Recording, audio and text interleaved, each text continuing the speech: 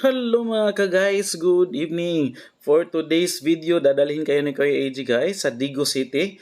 Ang itong nakikita ninyo is ito yung Villa Cristina na napakaganda and ang gandang pasyalan. Pwede kayo mag-day tour, pwede din kayo mag-overnight, pwede nyo gawin lahat ng mga special events ng iyong buhay gaya ng birthday, anniversaries, binyag, kasal, at kung ano-ano pa. Pwede rin kayo mag-family reunion dito. Napakasarap ng kanilang food, napakaganda ng kanilang place, at kung gusto niyo maligo, meron din silang swimming pool. And today nga guys is namasyal kami dito, mag-overnight kami dito sa Villa Cristina.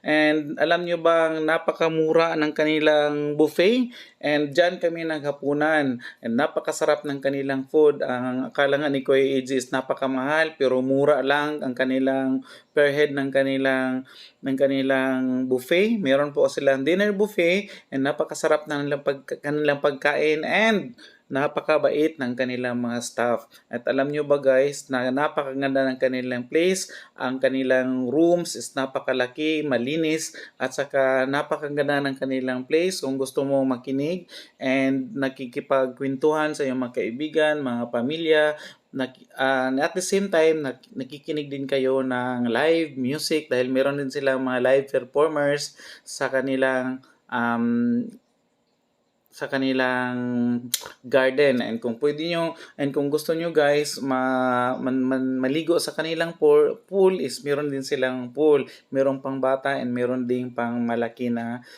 pool. At saka ang kagandahan dito guys is malapit lang siya and napakadaling puntahan, malapit lang siya sa highway, along the highway lang po siya.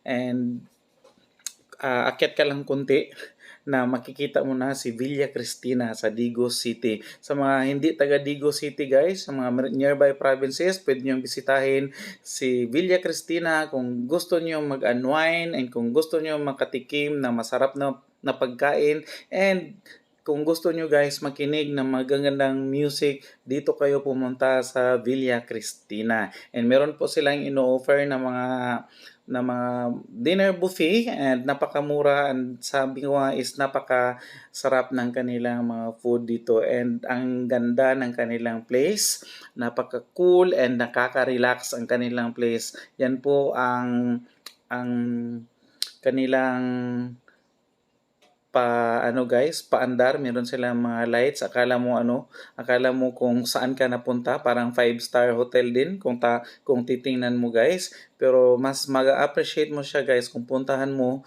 itong Villa Cristina. Pagpuntahan mo talaga at makita mo sa personal, napakaganda. Napakaganda ng place at saka ayan nga si Kuya AJ. Ayan si Kuya AJ guys. Tuwang-tuwa at saka papunta tayo sa pool para makita ninyo yung sinasabi ni Kuya AJ na pool. Ayan po, yan po ang kanilang entrance. Pwede kang dumaan dyan na para kang dumaan sa guys, sa gazebo. Gazebo. Gazebo ba tawag niyan? And yan, pagbaba niyan guys, is andyan yung kanilang pool.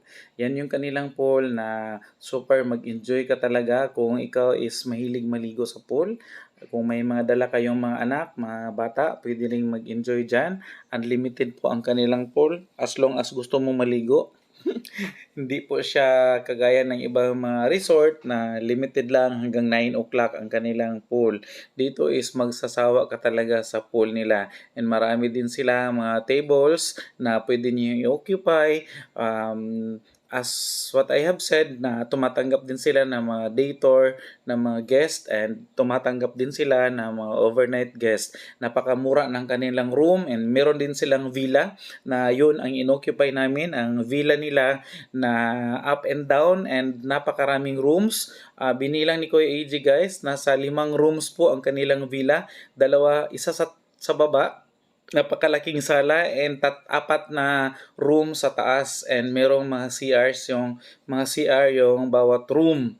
Kaya kung ikaw guys is i-occupy mo yung kanilang villa, hindi ka talaga magsisisi dahil ang kanilang mga amenities, ang kanilang mga gamit doon is kompleto na po lahat. Ayan po ang kanilang guys, ang kanilang setup, napaka-ganda ng ambience at saka hindi ka talaga magsisisi. Yung nakikita ninyo is yan yung kanilang buffet area andyan po. And kaya lang pag video ni Kuya AJ is na naligpit na po dahil late po dumating si Kuya AJ. Bantakin mo guys, kahit late kaming dumating, nakakain pa rin kami ng masasarap na pagkain. Dahil inantay nila kami na makarating bago nila niligpit ang kanilang buffet. So ganun po ka-flexible ang Villa Cristina. Sila po yung nag-a-adjust sa mga guest. Kahit late dumating. Kasi galing pa si Kuya AJ sa Davao guys. And alam nyo, nagtitinda pa si Kuya AJ. Nagtinda buong araw para maka-afford pumunta sa Villa Cristina. And hindi ko talaga pinalagpas ang pagkakataon ito na makapunta dito sa Villa Cristina Resort dahil ang sabi nga is napakaganda. And kung gusto niyo pala guys, mag-book ng mga occasions ninyo dito sa Villa Cristina, i-search nyo lang sila sa Facebook page nila, Villa Cristina, Digo City. Makikita ninyo guys yung kanilang mga offers, yung kanilang mga amenities, and yung kanilang mga paandar. Yan po ang Villa Cristina sa Digos City.